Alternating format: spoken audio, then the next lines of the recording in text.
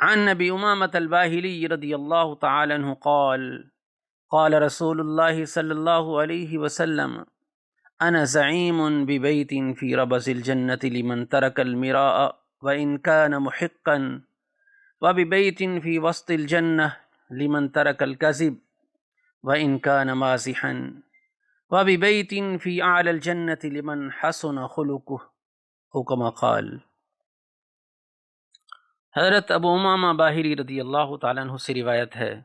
کہ رسول اللہ صلی اللہ علیہ وسلم نے فرمایا، میں اس شخص کے لیے جنت کے اطراف میں گھر دیے جانے کی ضمانت لیتا ہوں جو حق پر ہوتے ہوئے بھی جھگڑا چھوڑ دے، اور اس شخص کے لیے جنت کے درمیان میں گھر کا ضامن ہوں جو مذاق میں بھی جھوٹ بولنا چھوڑ دے،